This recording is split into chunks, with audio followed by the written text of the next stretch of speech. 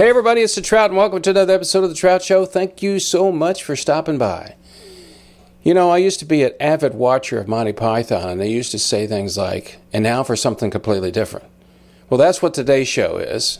It's completely different from all the genres of music I've ever interviewed before, bands. I've interviewed rock musicians, blues musicians, pop musicians, country music, all sorts of different genres. But today we take a listen to one of the great brass bands. That's right, complete brass. They're called Cabbage Brass Band, and they're out of Tulsa, Oklahoma. They've set themselves on fire by playing in a lot of great places, but their music is fun to listen to, and every place they go, they are exciting to watch, and people love getting up and dancing to the music. But they're not like everybody else I've talked to. There isn't no guitars, there's no big amplifiers. It's just guys and gals doing their thing, blowing some instruments and blowing some great tunes. It's the brainchild of a wonderfully talented musician out of Tulsa. His name is Greg Follis. So sit back, enjoy this episode where you get to learn all the history of a wonderfully talented band called Cabbage Brass Band out of Tulsa, Oklahoma. That's next on The Trout Show.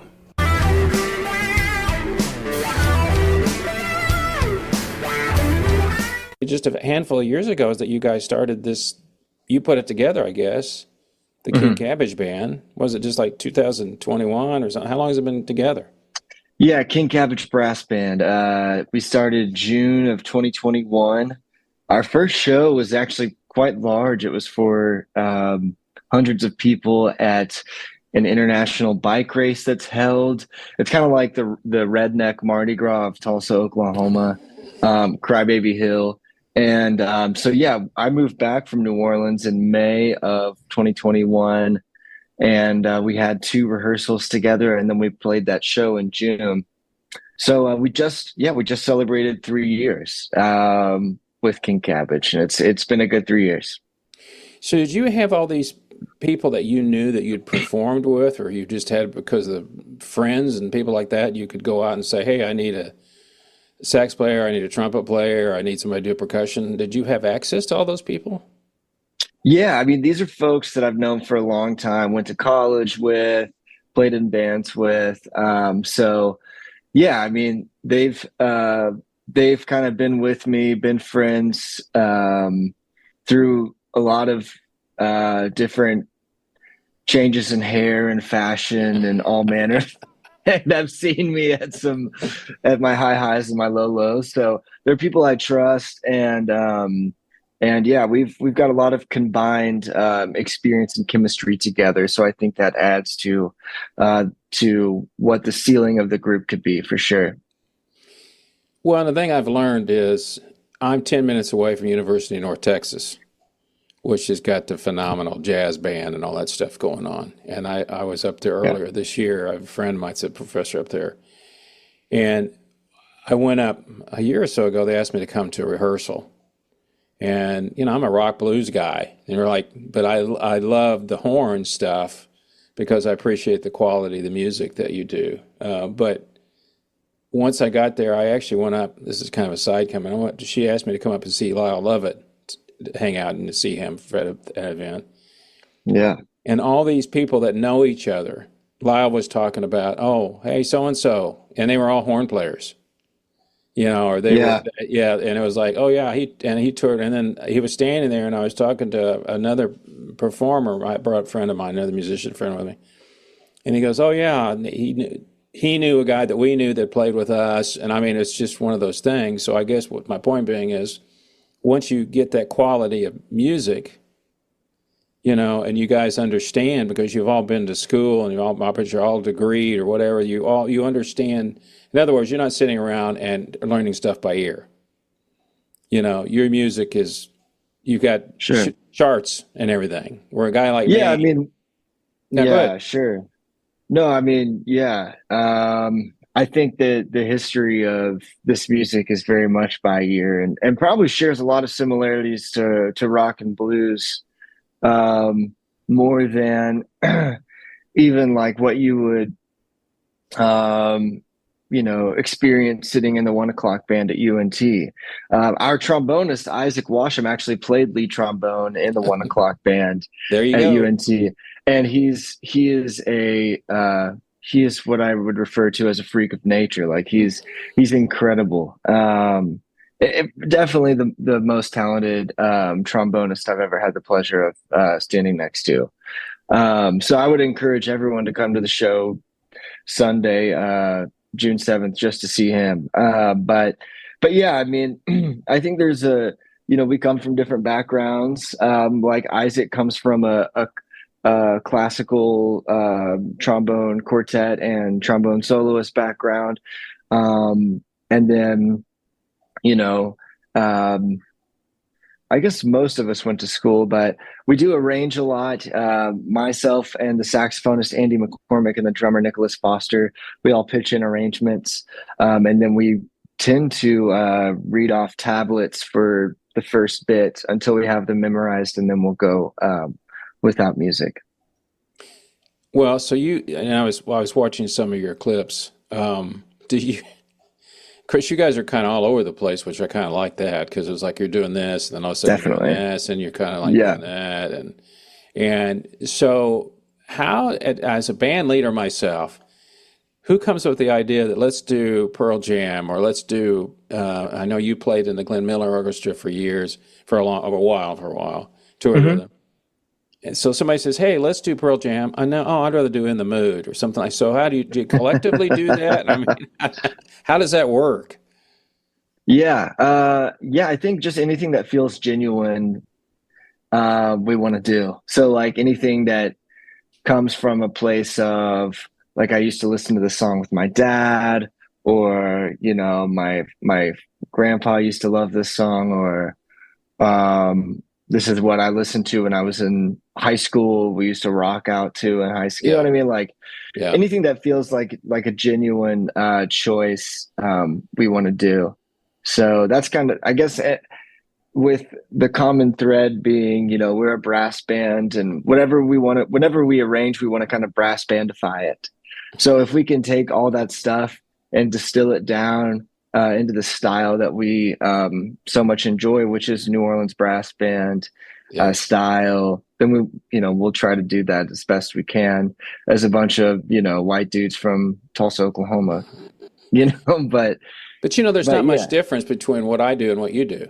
So if you're watching you perform, your band and all the guys up there, and you still have a lady, I guess. Don't you have one woman in the band, or do you Kristen, have? yeah. Yeah. Yeah. So the guys and gal, it's Mhm. basically the same thing. There's a song. There's somebody who's going to take lead on part of it. In my world, so to speak, it's somebody singing. You guys are playing instead of singing. But then somebody breaks out and goes, "Hey, I'm going to take a lead part." As a lead guitar player, I'm the one that's doing that. You're the same way. Hey, give it to the sax player to do, give me 12 bars on a sax lead. But I Mhm. guess the question is then, what do you do then? Because you got to have smarts to do this. Who arranges? I mean, you said all three. There are three of you to get together. You say, "Oh, I want to do this tune," and the band goes, "Okay, that sounds good." Do you sit down and go, "Let's arrange this"? Who kind of does that? No. Um, yeah, very rarely are we arranging stuff as a group. We'll bring in arrangements as drafts and then workshop them together. Okay, Say, hey, I think this could happen here. I think this form could change here. And then whoever the arranger is for that song will go back and like edit the chart or, kind of use those notes to modify it. But like I said earlier, that our drummer and saxophonist are the other two arrangers. I arrange a lot myself as well. So usually it's us three that are writing originals or arrangements. Our bassist, we'll give him things to look at, but he pretty much writes his own parts too. So I guess in a sense, he's sort of writing his own parts because he's yeah, like, hey, I wrote a bass line for you. I wrote a chair. No, I don't need that. Which is fair. When you've been studying bass lines your entire life, you don't need it. Yeah. you don't need a trombone player to tell you what to play, and that's fair. But yeah, it is us three, and I think it's unique. Our drummer, um, is a very talented arranger and composer, and musical mind, and he has brought a lot into the band. A significant amount of what we play, and some of our best music is from him. It's interesting to me because the fact, well, I was going to ask you this. When you started this, you put your first gig together, and I saw a little bit about that. You guys put it together, and then like 3 days later, you're out performing. Now that you've done it for a while, do you see a standard? And I know you obviously change whatever list you change, your playlist probably changes. Have you found a standard couple of tunes or three or four tunes that people go, oh yeah, we know no matter where we play that, people get up for it. Yeah, So definitely. you've discovered that, right? So that's all part of the, repertoire is to just go, okay, we know when we play a song, everybody's going to get on it. Yeah. Yeah, I mean, I think every band has those songs. But yeah, for us it's probably the Beyoncé. We play Crazy in Love. Like as soon as that Crazy in Love uh line comes in, people, people go nuts. And then the Rage Against the Machine that we play, people usually lose their minds. That's a pretty sure thing. We don't really play that song a ton anymore. But it's got to kind of be in the right place at the right time, just because Sure. it shuts like a visceral, raw thing that just to play it all the time kind of devalues it in a sense. Um, but those two primarily, the Beyonce song, I feel like pretty much anywhere in the set, we could throw that in and people would just be like, oh, like just kind of go crazy and lose their mind. So yeah. When you started this and put it together, were people thinking like you're crazy? I mean, in other words, you're doing something unique, but you're also attracting a different crowd. I mean, if you watch some of your videos and some of that stuff, it's not like you think of, I was saying Glenn Miller. You go play Glenn Miller, most of the people in the crowd are going to be older. I would assume a lot of them because they're like, in the mood and Totally. all this, that kind of music. But when I saw the crowd that you're performing, of course, I'm sure it's where the gigs are too. It makes a difference. You're not seeing, 80-year-old people in there, and you're not seeing, yearly young people. So you're attracting a different group to me because how many people are exposed to brass band music? It's not something you hear on Hmm. the radio. It's not something. So to me, it was like, okay, when you started this up, people said, "You guys are nuts. Go ahead, try it." Hmm. And then Yeah. you start booking gigs, and then you're like, "Oh, I think people like this." Hmm. Why do you think they do? Well, I mean, obviously you guys are good what you do, but why do you think people want to come to your show? What do you think the driving force is that why people like what you guys do? That's a good question. I mean, um, the band is really talented. The musicians we have in their own respect are very talented individuals, and I think the chemistry we have on stage is really good. I think chemistry. Um, I think I think chemistry brings a lot of joy to the show, and Yep. that joy kind of bleeds into the audience. Um, so yeah, I mean, those are kind of the intangible factors, for why we could be successful or at bringing, um, I don't know, maybe different crowds out to shows. Obviously playing dance music makes people want to dance. Yeah. And it's been a cool experience to like, play the Beyonce and then also be like at a bar by OU in Norman, Oklahoma, and then we play I'll Fly Away, which is a hymn, and people just like start twerking, to like I'll Fly Away at 1 in the morning, and it's Yeah. like, oh hell yeah, like this works too. Like just something about the spirit of the brass band, that's not something that was like a really a risk, I mean, I've seen people get down to brass bands for years, and so we're just trying to kind of continue that tradition up in Oklahoma, so I'm just glad that people in Oklahoma enjoy it, but I think you could pretty much take it anywhere and people would enjoy it. I don't disagree with you. And here's and you've already thought this out. you've got a problem. Because now if you go, okay, I could go to Roanoke, Virginia. I could go to Denver. I could go to Seattle. I could take this anywhere. And all of a sudden, you're not just a brass band out of Tulsa, Oklahoma. You're a touring band that Hmm. has, how many members are in the band? I'm sure it fluctuates a little bit, but how many do you typically have on Yeah, stage? 7 or 8. 7 or 8. So then you're going like, wow, okay, they're going to pay us how much? To Right. see this. Then it turns into a real business, so to Hmm. speak. And it looks like to me that you're already on the way because I looked at your touring dates. I mean, obviously they're regional in respect. I mean, obviously you're not going to go from Austin to, Miami, or something Right. like that. So now it's kind of a business. Do Hmm. do the people, I'm just curious, do the people have day jobs? And this is something that they do, or is this it? Yeah, I mean, I think it's like half and half. Some people have day jobs. Um, so yeah, we want to make sure that yeah, we want to make sure that the gigs we play make sense for everyone. Yeah. So that's kind of, and yeah, I don't know. I guess it does make touring full time a challenge when you have so many members. And that's not something that's off the table for us. I think in the future that's definitely a possibility. I just want to be patient with it. Yeah. And maybe I'm being too patient, but we get leads from all over the country, mostly the Midwest region Sure. and Texas. Um, so just kind of seizing those opportunities when we get anchor dates, as I refer to them, to book runs around, Hmm. just making sure that we're on it. And so far, we've had the van about 6 months now, and it's holding up great through trips to San Antonio and Houston area, and Where did you play in San Antonio? Do you we remember? played at Sam's Burger Joint, Oh, okay. and then we played at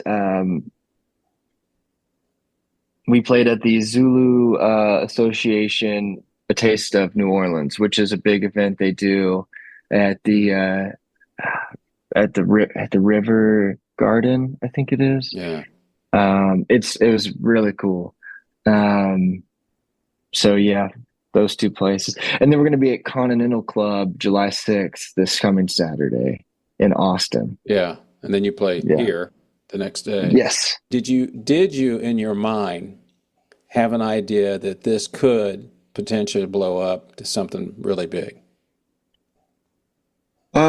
Sure. Like I said, none of the work and day-to-day grind is lost on me. I mean, it's um I guess for some people things blow up differently. There's people who go viral and skyrocket to the top. I think for us it's we want to build this thing out regionally, Hmm. build up our annual calendar with repeat work, with satisfied clients, whatever. So that when we book these concert series in different towns, they ask us to come back. That's good. That's cool. Yeah. Yeah, man, I look at it more of a build than a blow up. Just because I think that's what you have to do. At least for me, that's what I have to do. So yeah. Well, because once you go from, and I want to go back to what you said earlier. It is when you're having a good time up there, everybody has a good time. Hmm. You can see it. Of course, I'm a musician. I can see when people are like, "Oh yeah, they're having, yeah, that's just fine." Instead of like we're coming out and playing another gig. That does tend to lend itself, but your music also lends to yourself to being upbeat music. You're not going to go into you take I'll fly away. That's funny to me, but you're not going to play some slow blues number that goes on for 10 minutes and people bring them down. It's always going to be kind of upbeat kind of music. Have you guys done any recording yet? Yeah. Yeah, we have some music out there for streaming, and then we have some more original music that we recorded at the church studio, which is Leon Russell's Mm. studio that he founded, which is now owned by Teresa Knox. That's it. Where's And that? New she Orleans? Is that New Orleans? that's in Tulsa. Oh, in Tulsa. Oh, okay. Uh, That's right. He was yeah, from. Was he from Tulsa? that's right. I Yeah, didn't know that. Yeah. it's actually just down the street from me here. But we recorded there, and we're mixing this month. And yeah, I'm excited to get that new music out. I think it sounds very good quality, and like I said, it's all original. So I'm excited to get that out, and hopefully that will help propel some of our growth going into next year. Well, you're a little bit different than most people that I talk to, is they do music and then go out and support the music, a lot. So because there's, Hmm. as you know, there's no money selling albums anymore, and Right. you could get a billion streams and I still not make much money. So they did recording, and then people may or may have heard the new music, but obviously they have Right. music that's already been on there for years, and then they go on tour to support it. You guys are kind of in the other way around because your music, a lot of it's known, obviously, because you're playing. I hate to say covers, but your own version. What did you say? Brassify it. Was that the word you used? Yeah, we Brassify. have a lot of original music we play in our set. And then we have original music on Spotify as well. But then, yeah, I mean, about half of our set is probably recognizable because Cool. we brass bandify certain covers. Yeah. So, yeah, I mean, look, man, I plead guilty to playing covers. Well, We can put that hat on if we need to. but what you're doing and the instruments that you play, that's almost cover related. In other words, when I play in a band that, I do originals, I write originals too, but at the end of the day, people go, "Can you play?" And this is off the subject, but it was really funny. My last band we had, my singer was into Prince. He loved Prince. Hmm. And I said, "Well, okay, what do you want to play?" He says, "I want to do Purple Rain." I go, "Really?" And I'm a lead guitar player, so I have to learn all the parts for the lead guitar player. And I went, "Okay, we'll try it." Well, the result was every time we played, everybody was singing along. Right. They're all, Right. and I go, "Okay, now I know why you like it." I mean, he liked the tune, but that's kind of what your music's like. As soon as you Hmm. start playing something, they can't sing, it may not have words to it, but they know it. Hmm. Unless you're doing, and then the opportunities, which is another thing too. You can, I think, and this is my opinion, whereas bands I've talked to before, they do only originals. Hmm. And it's hard to get going with that stuff, especially in the Hmm. music industry. Hmm. You guys can do what you're doing, throw in originals, and then eventually maybe more originals than covers Hmm. because people recognize it, and it's like, That's okay. that's that's yeah, that's the Yeah, dirty I know, secret. I know, Yeah. I know. We're trying to get people dancing and then play our original music and hopefully that keeps them dancing. Yeah. Well, and I could see it. I mean, I would do the same thing. Well, yeah, I mean, and that's kind of the unofficial long-term strategy. It's like, yeah, we can do these events and events definitely help support the tour fund, help support writing and recording and mixing, releasing music, which is expensive. But we're getting to a place where our repertoire of originals is growing, and I feel more confident about it as it's released. Uh, then we want to make that a focus as well, more of a focus. So yeah, it's we're sort of again being patient with that process. Um, and introducing people to that music at our shows in between, maybe some covers and dance music. Yeah. What did you performed with the Glenn Miller Orchestra for a while? How long did was that on? Was that less than a year? How long did you do? Yeah, no, it was about 7 months. Which I probably played 200 shows with them in that time for, or maybe 160 A lot. You play it a lot. shows. Yeah, I mean it was like every night. It felt like we had maybe 5 gigs a week. And so it was, yeah, it was a lot. My math is probably wrong, but yeah, no, man, it was a lot of living on a bus and super fun and with good people and you know, a lot of times I think back, I wish I had stayed on longer. Um, at least a full year. I wish I had stayed on a full year, but just life, man. Just like Well, certain you got life a stuff. calling to do, yeah, you got a calling to do something else. Yeah, sure. Yeah, I mean, I was dating a girl and I wasn't making a lot of money on the road or saving money and it was just, the girl wasn't she wasn't not in the Glenn Miller Orchestra. She was at home at Memphis at the time and yeah, I wanted to be gigging in Memphis and teaching and making a little more money. So I mean, I guess that's really what it came down to. My time in the Glenn Miller Orchestra, I think very fondly of. I mean, it wasn't a bad time, for sure. It Oh was no, I mean, fantastic.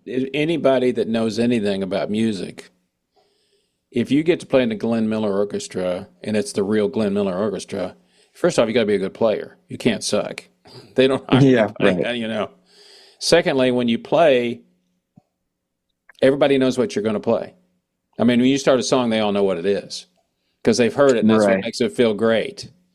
And Yeah. but the other part of it is you're right. Then you're on a tour all the time, and then you Hmm. forget what town you're in, you know, and so do you think that I'm just curious on my own level?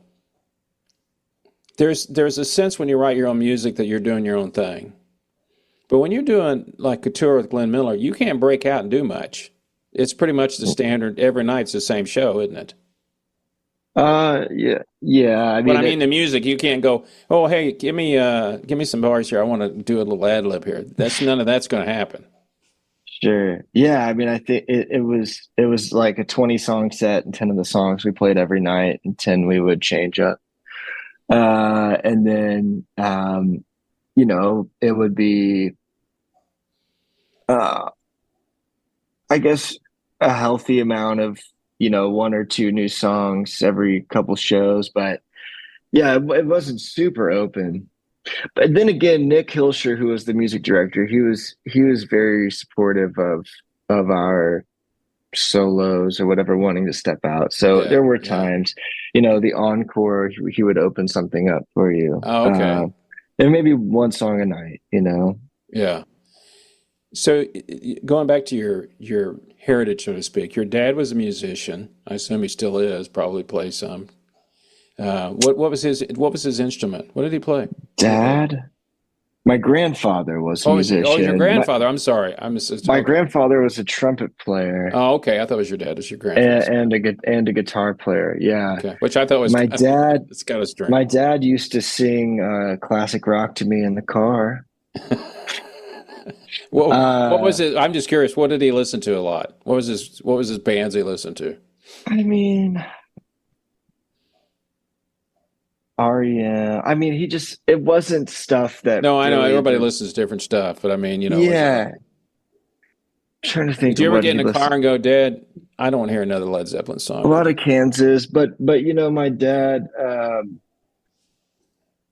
he was very supportive of um is very supportive of everything I've done with music. So he lives in Mexico. We're not super close. Well, no, but where does he live? Okay, I'm not even going to ask. He But lives in Guanajuato. oh, I know where that Uh, is. That's this famous yeah, from Shawshank Redemption. Redemption. That's where they were yeah, going to. Yeah. but very cool guy and supported me every step of the way. Bought me a drum set. He made sure I made it to lessons, and he was supportive of every single thing I ever did musically, and I don't think I would be where I am without that. But not much of a musician himself. But was your So I don't. grandfather kind of influenced you on that? And watching what you did, you started, it's funny because everybody I talk to in the stringed instrument people, they all start Mhm. young. A lot of them Right. start on piano. I think the youngest performer I had was 4. She said, I think I started at 4.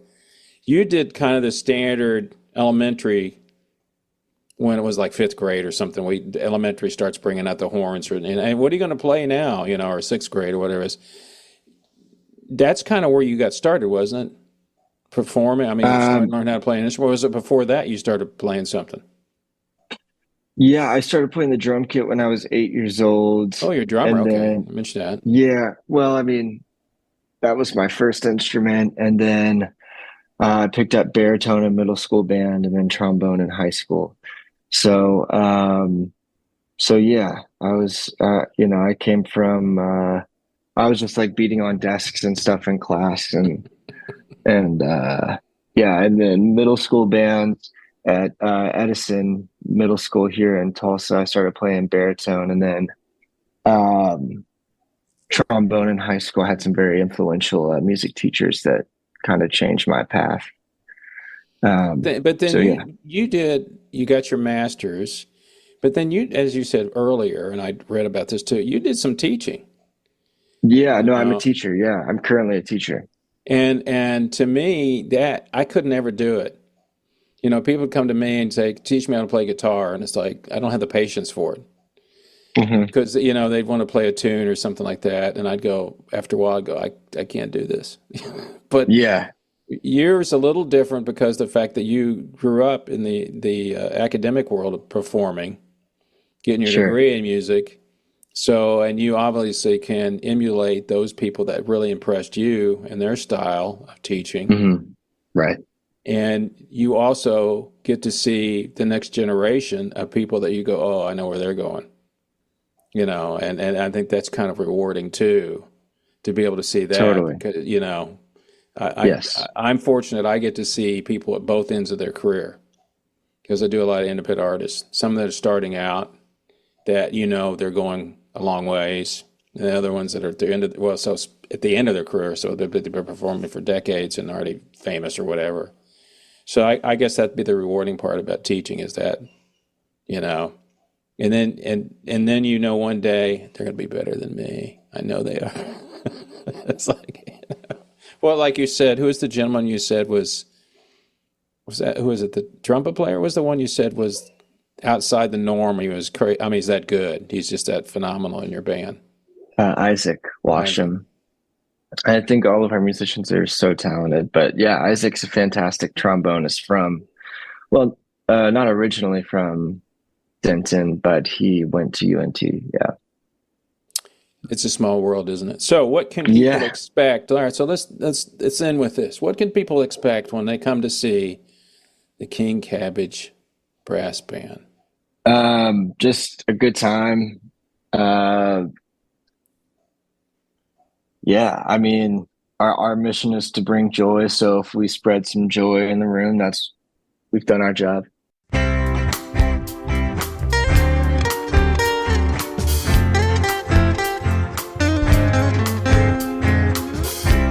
Well, that's it for this episode of The Trout Show. Thank you so much for stopping by. We appreciate it very, very much.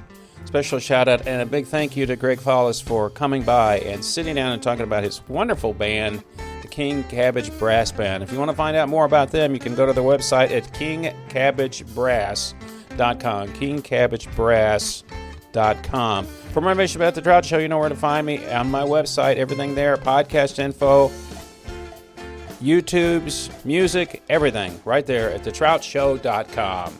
So until next time, people, you know what I always say. It's only rock and roll, but I love it.